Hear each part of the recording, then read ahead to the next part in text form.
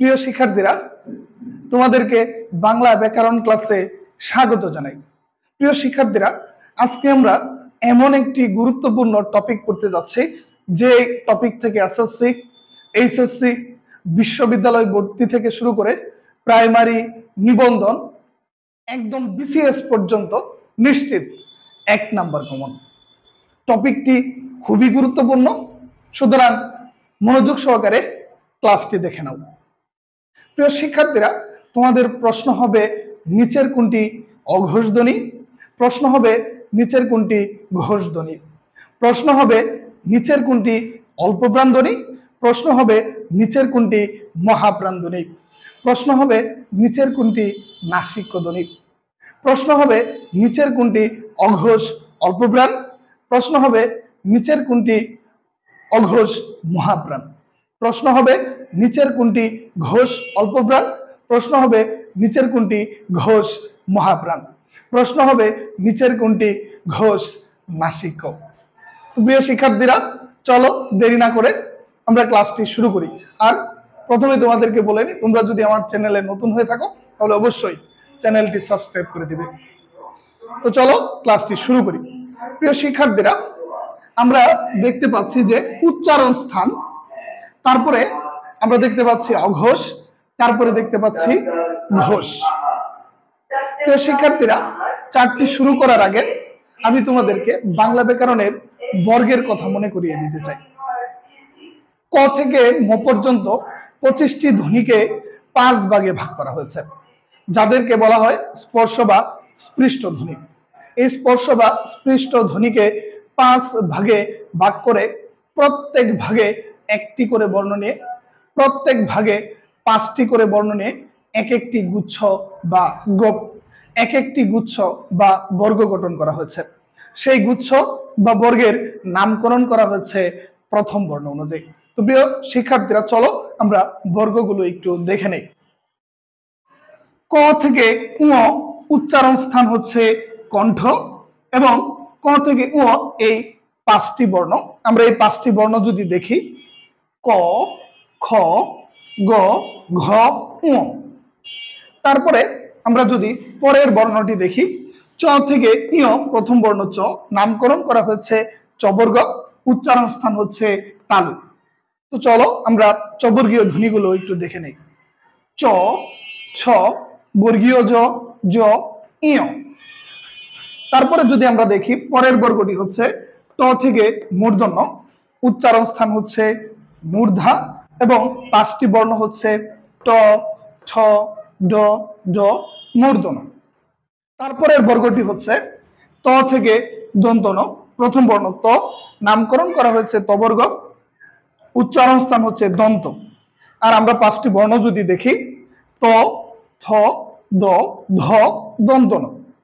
তারপরে যদি আমরা সর্বশেষ বর্গটি দেখি, সর্বশেষ বর্গটি হচ্ছে ক থেকে ম, প্রথম বর্ণ প, নামকরণ করা হয়েছে পবর্গ, উচ্চারণ স্থান হচ্ছে উষ্ঠ। আর বর্ণগুলো হচ্ছে প, ফ, ব, ভ, ম। আমরা বর্গ এবং বর্গের যে বর্ণগুলো উচ্চারণ স্থান সহ দেখলাম। এখন চলো আমরা দেখব কোন বর্ণগুলো অঘোষ, কোন বর্ণগুলো ঘোষ, কোন বর্ণগুলো অল্পপ্রাণ, কোন বর্ণগুলো মহাপ্রাণ, কোন বর্ণগুলো নাসিক্য। তো চলো আমরা এক মুহূর্তেই কিছু টেকনিকের সাহায্যে শিখে নিই। প্রিয় শিক্ষার্থীরা, তোমরা দেখতে পাচ্ছ আমরা প্রথমে লিখেছি অঘোষ। অঘোষ কোন বর্গের কোন কোন বর্ণগুলোর উপরে আছে সেটা এখন আমরা দেখব। অঘোষ এই দুইটি বর্গের 2টি বর্ণের উপর রয়েছে।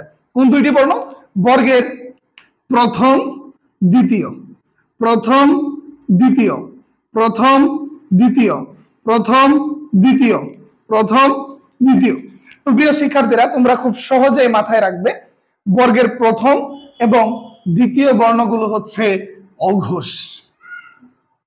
তারপরে প্রিয় শিক্ষার্থীরা, আমরা যদি দেখি ঘোষের বিষয়টা, ঘোষের বিষয়টা হবে যে কোন কোন বর্ণগুলো, বর্গের কোন কোন বর্ণগুলোর উপরে ঘোষ কথাটি রয়েছে, চলো আমরা দেখে নিই। তৃতীয়, চতুর্থ, পঞ্চম বর্ণগুলোর উপরে দেখা যাচ্ছে ঘোষ কথাটি রয়েছে। সুতরাং আমরা বলতে পারি বর্গের তৃতীয়, চতুর্থ, পঞ্চম, তৃতীয়, চতুর্থ, পঞ্চম, তৃতীয়, চতুর্থ, পঞ্চম, তৃতীয়, চতুর্থ, পঞ্চম, তৃতীয়, চতুর্থ, পঞ্চম। বর্গের তৃতীয়, চতুর্থ এবং পঞ্চম বর্ণগুলো হচ্ছে ঘোষ। আমরা কিভাবে সহজে মাথায় রাখবো বর্গের প্রথম এবং দ্বিতীয় বর্ণগুলো হচ্ছে অঘোষ এবং বর্গের তৃতীয়, চতুর্থ এবং পঞ্চম এই বর্ণগুলো হচ্ছে ঘোষ। আশা করি প্রিয় শিক্ষার্থীরা তোমরা কোনগুলো অঘোষ এবং কোনগুলো ঘোষ তোমরা এখন ধরতে পারবে।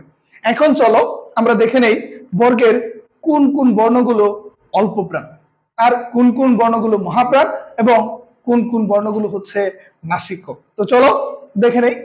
আমরা দেখতে পাচ্ছি চার্টটিতে বর্গের প্রথম এবং তৃতীয়, বর্গের প্রথম এবং তৃতীয় বর্ণগুলো হচ্ছে অল্প প্রাণ।